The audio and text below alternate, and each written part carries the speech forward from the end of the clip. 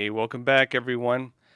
Well, interesting episode today. I was up actually pretty late looking into what's happening with the bank crisis, and I found some things that frankly have me wondering if there's something a lot more to this. I went down the rabbit hole last night, folks, and I found some very concerning things. I want to share that with you today. It looks like what Biden is doing right now is clearing the way for more federal control of the banking system. And part of this, very likely, already we see, is including policies that previously were shown to destroy small and regional banks. This is going to consolidate the powers of the banks basically within a small number of them. And if you understand this in context of the goals, for example, of more financial monitoring, digital currencies, and other things, well, it's starting to make a lot of sense. I'm going to show you what I found last night. That was up very late researching this stuff. And let's get into it, folks. Those of you on YouTube, Twitter, Facebook, Rumble, we will jump over exclusively to Epoch TV after about 25 minutes, so be sure to join us there. Again, it's our uncensored video platform where we can talk about all the things that YouTube will ban us for. So, which is usually something in every episode. So be sure to join us on Epoch TV, epochtv.com. I do an hour and a half show, and again, we're all there. All right, folks, let's jump into it. Basically, right now, it looks like Biden is clearing the way for more federal control of the banks. He gave a speech yesterday, and I'm going to show a clip of that in just a sec. But let me kind of intro this. So basically, Biden comes out yesterday, and he details some of the moves that he's taken to deal with this banking crisis. Right? He says that no money is going to come from taxpayers, which although that may sound odd because typically a bank bailout, you'd expect it to be more managed by the Federal Reserve, and the Federal Reserve would normally do it through inflation, right? They'd take it out of your pocket without you knowing just by altering the value of cash currency, of fiat currency, right? By doubling or whatever the amount of dollar bills in circulation, thereby reducing the tangible or actual value of them. As a way to basically steal from you, frankly, in order to bail out the banks. One of the roles the Federal Reserve is able to play. But keep in mind the 2008 context when the government did bail out the banks using taxpayer money. That was under Obama, if you remember. Biden also said the money will come from what the banks pay into the deposit insurance fund. This is again concerning for a lot of people because there's limited money in there. And if these banks, drain it, that means that there's going to be less available for other banks that are part of that insurance fund. Of course, there are other sources of funding, which he didn't detail too much. Biden also said people people who are running the banks, the ones they're taking over right now, SVB and the other one, that they are going to be fired or at least removed from their jobs. The concerning thing with that, in my opinion, although they're going to be launching investigations to see if there's criminal wrongdoing, a lot of these people got paid huge bonuses right before all of this. And frankly, I would say that basically unloading money to the top executives and then having them sail away on their golden parachutes is not really accountability. Getting fired while getting paid ridiculous amounts of money right before is not like normal fired. It's more like early retirement. But we'll see how they hold them accountable. Biden also said something that's important to remember, and I want you to all remember this for later because this is actually going to be really important. They're not going to be paying off the investors. The money that's part of this bailout is for depositors. That's like average folks who put their money in the bank because again maybe they have auto deposit from their workplace or whatever else.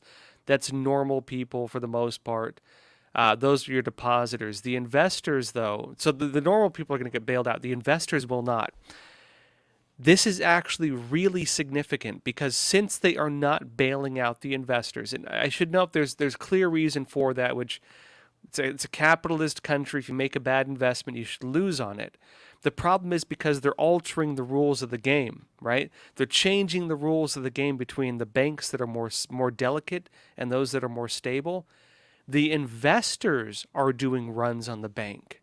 And that's one of the big things happening right now. It's not depositors necessarily taking their money out. It's the investors, and it's partly being caused by this. They're bailing out the depositors, but not the investors. And so the investors are pulling their money out of the unstable banks, and they're putting it in the stable banks. And this is killing the regional banks, is what's happening. Now, Biden also said they're going to hold people accountable, but I want to go into what this is actually leading to. The way I'm seeing it right now, this is going to destroy small and regional banks. And if we look back at the Obama-era policies that Biden is now discussing, that he wants to bring back, they were doing the same thing. And the policies already, as they're being rolled out, are already doing this. What I warned would happen yesterday is happening today, and I'll be detailing this. I'm going to need to kind of slowly unravel this, folks, so stick with me. I'm going to take this step by step, and I'm going to show you the conclusions I came to as we go through this research. So let me show you a clip. This is Biden's speech yesterday. So first of all, he details what I just discussed, and then he says this. Let me show you. Finally, we must reduce the risk of this happening again. During the Obama-Biden administration, we put in place tough requirements on banks like Silicon Valley Bank and Signature Bank, including the Dodd-Frank law to make sure that the crisis we saw in 2008 would not happen again. Unfortunately, the last administration rolled back some of these requirements. I'm going to ask Congress and the banking regulators to strengthen the rules for banks to make it less likely this kind of bank failure would happen again, and to protect American jobs and small businesses. Look, the bottom line is this. Americans can rest assured that our banking system is safe. Your deposits are safe. Let me also assure you, we will not stop at this. We'll do whatever is needed. Now, folks, what Biden is talking about is the 2010 Dodd-Frank Wall Street Consumer Protection Act. I'm going to be detailing this and actually what Trump repealed, because Trump did not fully repeal it. What Trump repealed were policies specifically relating to the small and regional banks. And these policies in the small and regional banks were putting out of business small and regional banks. And so Biden is actually being a little disingenuous here. But I want to go into exactly what that was, because this is going to be relevant to what's currently taking place. And leads me to believe that either they're incompetent, I'm just going to be blunt, either they're incompetent or they're doing this intentionally. They're going to be killing small and regional banks is what it looks like. Let me show you, let's go back in time though. 12 years ago, folks. This is the Obama White House promo video for this, back when Obama was president and Biden was vice president. This is the Wall Street reform. This is called What Wall Street Reform Means for You. And this was the propaganda video they released, or promo video, call it what you will, specifically on the Dodd-Frank Wall Street Consumer Protection Act that Biden was discussing. Let me show you this. And to top it all off, the government had to bail out the big bank using your tax dollars because it was, as they say, too big to fail.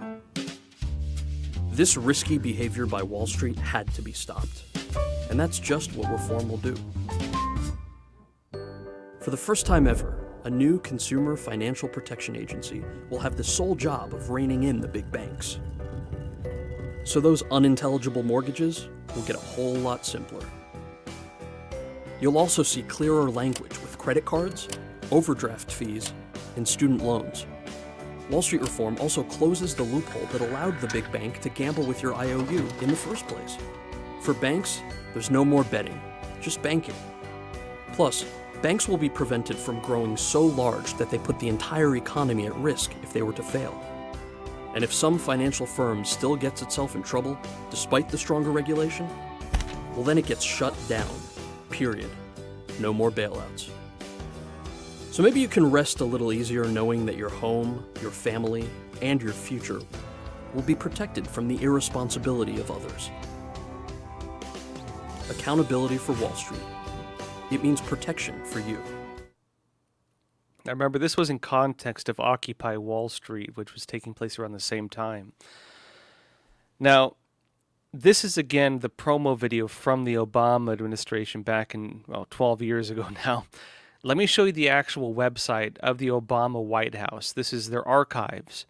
And they had this post. It said, Wall Street Reform, the Dodd-Frank Act. And this was their explainer on this whole thing. And let me go over this briefly. It said, in the fall of 2008, a financial crisis of a scale and severity not seen in generations left millions of Americans unemployed and resulted in trillions in lost wealth. And further in it states, to make sure that a crisis like this never happens again, President Obama signed the Dodd-Frank Wall Street Reform and Consumer Protection Act into law, the most far-reaching Wall Street reform in history. Dodd-Frank will prevent the excessive risk-taking that led to the financial crisis. The law also provides common sense, I'd like to say that, common sense protections for American families, creating a new consumer watchdog to prevent mortgage companies and payday lenders from exploiting customers. These new rules will build a safer, more stable financial system, one that provides a robust foundation for lasting economic growth and job creation. Now, that's what the Obama administration was saying. What did it actually mean in practice? Let me show you the other side of the argument. This is FreedomWorks in 2011, and this was as this thing was being rolled out, and basically a picture of what it meant in practice. This is what Biden notably wants to bring back right now as we speak, what he's now talking about bringing back. In 2011, FreedomWorks said this. It said, overregulation, bureaucracy, and crony capitalism. And further, when they state, the massive piece of legislation was intended to promote financial stability and prevent another major Wall Street collapse. 1 year later, most of the rules and regulations required by the law have yet to go into effect. However, the law has spawned a massive network of bureaucracy responsible for creating hundreds of new financial sector regulations. Less than 10% of the over 400 new regulations the law requires have been drafted, but the act has already begun to inflict serious harm on the economy. Proponents of the Dodd-Frank promised that it would create economic growth, but so far it has only placed additional burdens on the economy. The Congressional Budget Office has estimated that within 10 years, the direct costs of Dodd-Frank, the cost of running regulatory agencies, and the cost of expected fines, fees, and assessments will be over $27 billion. When the costs that businesses and financial institutions will have to pay to comply with the regulations are considered, the true cost grows even higher. Less than 10% of the rules have been written, but according to estimates of the federal agencies that wrote the rules, 2.2 million work hours a year, equivalent to 1,100 full-time employees, will have to be devoted to complying with existing regulations. As regulations continue to pile up, the heaviest cost, get this folks, this is where it gets important, the heaviest cost are likely to fall on mid-sized and regional banks. Some regulations will apply only to large banks, but the majority of Dodd-Frank regulations affect large and small banks equally. The largest national banks have more capital available to weather the cost of regulations. Small and local banks with less available funds and smaller staffs will struggle to stay abreast of the onslaught of federal regulations. So this is what they were saying was going to happen. Then I'll show you the impact of it. But basically, what Biden is talking about is this. Basically, this is what's happening right now. Biden and his administration are suggesting that this, again, the problem we're having with the banks right now was caused by Trump repealing this, the Dodd-Frank Act. And by repealing it, basically eliminated the government regulations that were, at least on paper, supposed to fix this. The problem? In practice, they never actually fixed anything. In practice, the act itself was destroying banks. The act itself was putting banks out of business. And the act itself not only was destroying the bank, at least small and medium banks, but it had created basically a federal system to control the financial sector to a very deep degree. This gave the federal government huge control over the financial sector. And in doing so, with these really complex regulations, it became almost impossible for banks that did not have a lot of money and a lot of staff to be able to comply with the huge books of very complex regulations. What this meant was that banks were going out of business, ironically, the very thing that Biden said that this was supposed to stop. Let me show you an archive from the Washington Post, and this is in 2018. Right, this is in 2018. This was 10 years into this whole bill and showing what it actually accomplished. 10 years after the 2008 financial crisis and 8 years into the bill. The Washington Post reported this. 10 years after financial crisis, the Senate prepares to roll back banking rules. And this is important because they're blaming it on Trump right now. But if you remember, back in 2018, it was not just Trump. It was the Senate, including many Democrats. In fact, a lot of the middle-of-the-road Democrats were actually for repealing it as well. This was not considered a partisan move, because whether you're on the right or the left side of the aisle, people knew that the Dodd-Frank Act was destroying small and medium banks. I'll show you a quote from one of the Democrats themselves. Further in the article, it states this. Senator John Tester, a Democrat, a banking committee member and one of the new bill's leading Democrat supporters, said banks in his largely rural state have been going out of business in part because of the regulations imposed by Dodd-Frank. This is a Democrat stating this. This is not Trump. And Senator John Tester said this. The Main Street banks, community banks, and credit unions did not create the crisis in 2008. And they were getting heavily regulated, referring to what Dodd-Frank did to them. And he contended, quote, there's not one thing in this bill that gives Wall Street a break, because, again, they were trying to pass a bill to repeal parts of Dodd-Frank. And so what they were stating was that the Dodd-Frank Act basically crippled, at that time, credit unions. It crippled credit unions, community banks, these types of things, right? And because it was crippling them, they pointed to the fact that Dodd-Frank was meant to prevent another 2008 financial crisis. They noted 2008 was not caused by the banks that were being crippled. In fact, the banks that were actually benefiting from this, the big banks, they were the ones responsible for it. So they repealed it.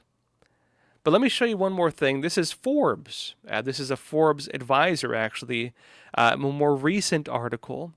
And they're now discussing, just prior to Biden's statement, discussing bringing back Dodd-Frank. And they acknowledge some of the problems with it, including what Trump said. But they also note that they want to do it and why. Let me show you what Forbes is stating right now about this. They say in 2017, former President Donald Trump described the Dodd-Frank Act as a disaster and promised to do a big number in terms of reforming it in the future. This is what the Trump administration actually did. And remember, Senate Democrats were on board with this too. Democrats and Republicans were on board with fixing this. It wasn't just Trump, in other words, but he said this. The Trump administration took several steps to weaken the law. They say in 2018, further in 2018, former President Trump signed into law a bill that made significant changes to the Dodd-Frank Act, including exempting some small and regional banks from its strictest regulations. The new law also weakened rules intended to protect big banks from collapse. It dramatically reduced the number of banks subject to Dodd-Frank treatment, including the number of banks that must undergo annual stress tests to demonstrate they can handle severe downturn. In other words, what the Trump administration did was loosened the regulations that were putting small and regional banks out of business. They made sure the big banks, the ones that would be responsible for actual financial crisis, the banks that were big enough to actually damage the whole economy, it maintained most of the policies on them. But for the banks that do not have that type of problem, that kind of risk for the entire economy, it loosened the regulations to make sure that small banks could still compete with the big banks. It says further in the Dodd-Frank Act, this is where they're promoting it now, this is Forbes, the Dodd-Frank Act provides stronger oversight of numerous consumer and financial markets. Though some may argue that certain parts of its regulations are too restrictive, many agree, this is they try to say everyone agrees with this, many agree that it was a necessary response to the 2008 crisis, helping to prevent another market meltdown in the future. But as the Democrats themselves noted back again when they repealed it, the Democrats themselves noted, they say that Dodd-Frank was supposed to help prevent another market meltdown of the future. The banks that were being destroyed by Dodd-Frank were not the type of banks that were responsible for the financial crisis in 2008. If anything, Dodd-Frank was making the banks that were responsible basically the monopoly of the banking industry. Which brings us to where we're at right now, folks, which is small banks. Because what's happening? Let me show you what's happening right now. The recent moves that the Federal Reserve took and the Treasury just took, of course, these bailed out the big banks, basically. Sorry to keep saying basically. These bailed out the big banks. But the small and regional banks are basically falling apart right now. Remember that I told you this yesterday. Remember we talked about yesterday. I said, look, what the Federal Reserve and the Treasury just did by making a bailout system, essentially, and also by, interestingly now, as Biden noted, bailing out the depositors but not the investors. They created a two-tier banking system. There's Tier 1. Tier 1 are the too big to fail. You're safe. You'll get bailed out. You're insured. You're not going to lose your money. Those banks. Tier 2 are the small and regional banks where you risk losing your money, where they could go out of business, where there could be runs in the bank. And if you're an investor, if you're a depositor, they're saying now you can get your money out no matter what. But if you're an investor, why would you keep your money in a bank where your money is not secure? Originally the entire purpose of banking was to make sure your money is protected. If you can lose all of your money, lose your business, damage, maybe you work for a company, why would you keep your money in a bank that is not secure and where you can lose everything other than $250,000, if even that? There's no incentive. And this is now causing what we're watching, what I said would happen. People are taking their money out of the small and regional banks, and they're putting all their money into the big, too big to fail banks.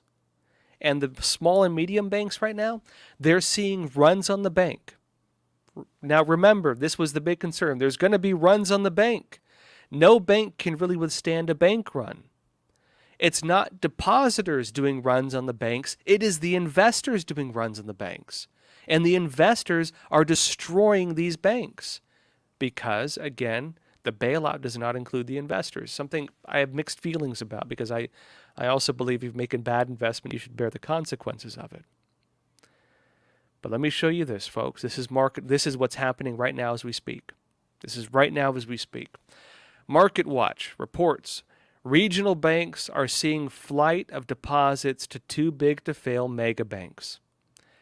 And it says this, the unexpected demise of Signature Bank over the weekend on the heels of the failure of Silicon Valley Bank ignited a shoot first and ask questions later reaction among regional bank investors as consumers moved deposits to the largest U.S. banks for perceived safekeeping, observers said Monday.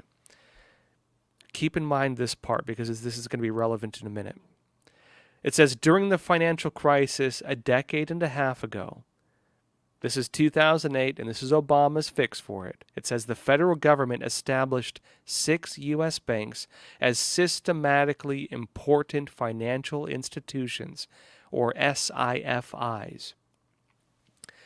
So while Obama said remember Obama bailed out the banks, then created policies to allegedly make sure we never have to bail out the banks again, what he really did was created systematically important financial institutions, SIFIs, which consolidated banking under 6 banks and then created the Dodd-Frank Act, which killed their competitors.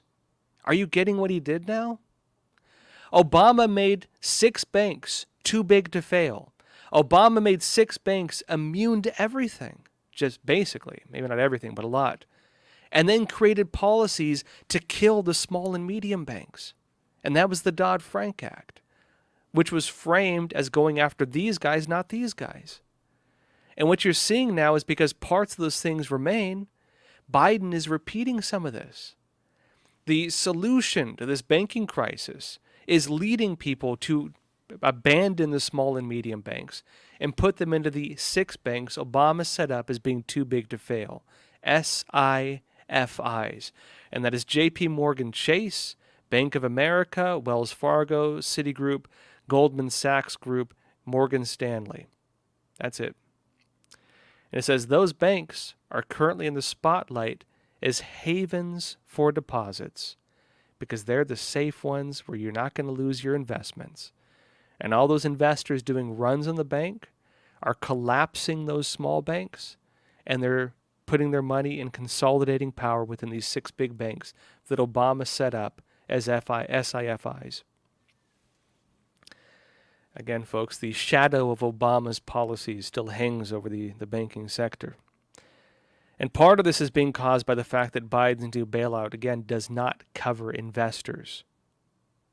Something I have mixed feelings about because I don't think investors should be bailed out necessarily. But the way this is being done, is incentivizing runs on the bank. Ironically, the very thing they said they wanted to fix is what they are causing by doing these interventionist policies. It's the investors making runs on the banks. And they're doing this because of the way the way the fix worked. Let me show you more of what's happening right now as we speak. Bloomberg reports this: U.S. regional banks remain under pressure as First Republic sinks. Regional banks were among the hardest hit as the new KBW Regional Banking Index sank 7.7%, its sharpest plunge since June of 2020. The rapid sell-off came even as the Treasury Department, Federal Reserve, and Federal Deposit Insurance Corp said they were introducing a new backstop for banks that would be large enough to protect the entire nation's deposits. And again, this is why it's so deceptive. They're talking about the deposits, not the investments. The investments are the problem. The investments are what are causing the collapse. The investments are what are causing the runs on the bank. Not the depositors, but they're saying depositors because this is what most Americans care about. Most Americans who have money in the bank are worried about their deposits. But what is causing the crisis is the investments, not the deposits. But regardless, they say this: most banks are solvent under normal circumstances. The problem is pretty much no bank could withstand a full bank run.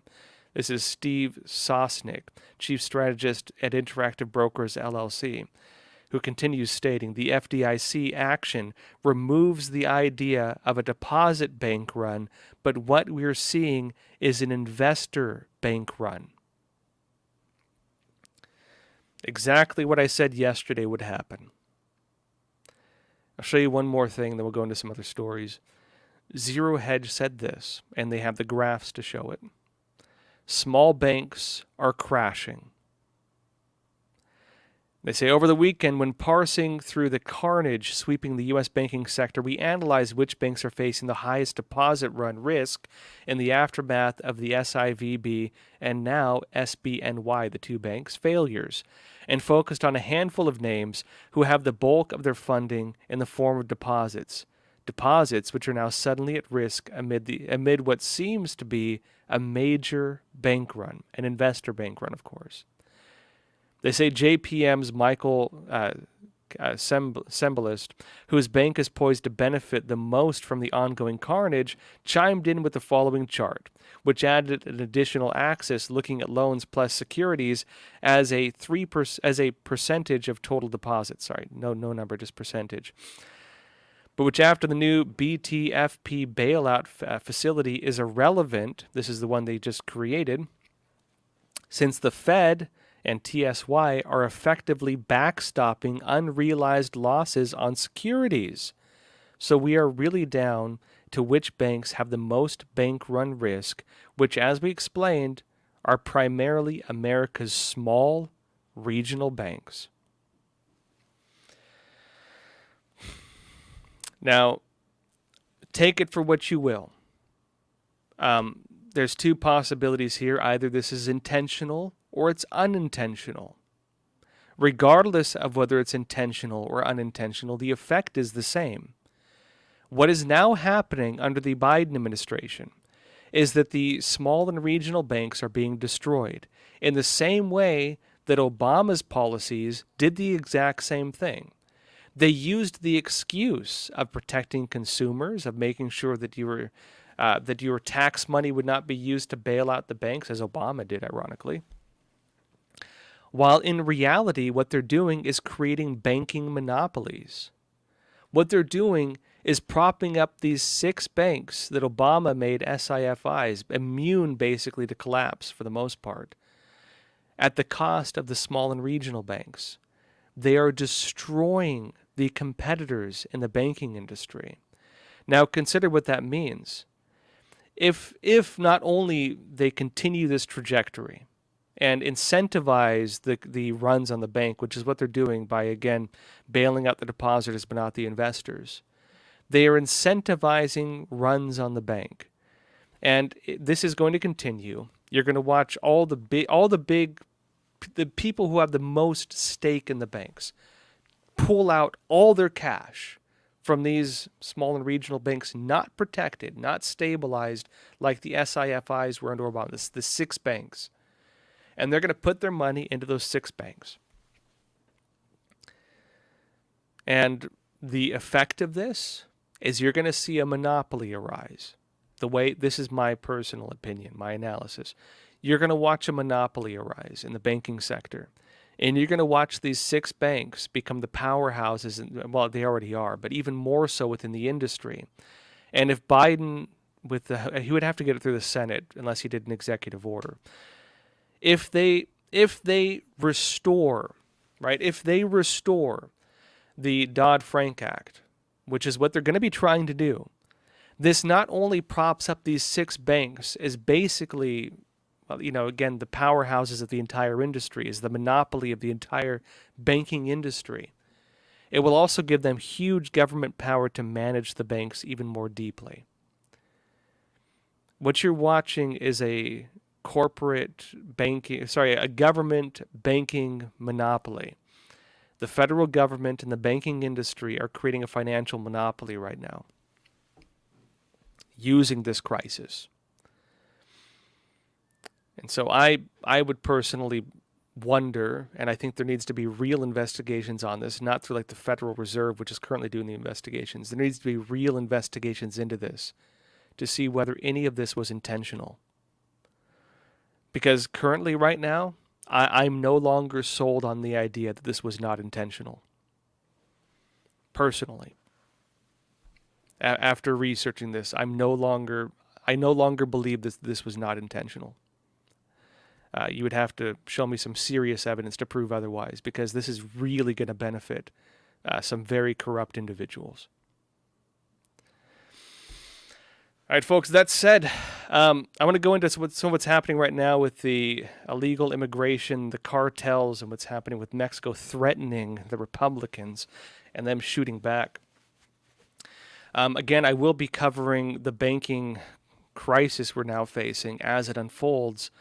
Been doing research like you just heard as I dig deeper into the technicalities of what's happening. For the rest of the folks, we're going to jump over to Epoch TV, so join us there. Again, I want to go into, first of all, how much the illegal aliens are costing Americans. There's some estimates now that illegal aliens, just on medical costs, are costing American taxpayers $23 billion a year. And I'll explain how that works and where those numbers come from. First, folks, let me show you a trailer of the border documentary I did. This is a special feature. This is when I went into Mexico researched what was causing the border crisis and found the United Nations is operating it using funds from the State Department. Let me show you the trailer for this. Important special feature to watch if you want to know what's really causing the border crisis. What use is a wall if the migrant crisis is being facilitated by the United Nations working with NGOs? Many of the people that can't get visas to come, like, start off in Mexico, they start in South America. Is this a coordinated effort? And if so, what's the motive? Families coming across claiming asylum because they had children, but there was the same children every week. They started testing DNA to make sure that the children were in fact children of the parents. 30% weren't. What's really happening at the U.S.-Mexico border? These are all human smuggling cases from the past couple of weeks. What caused the U.S. policy shift from mass immigration?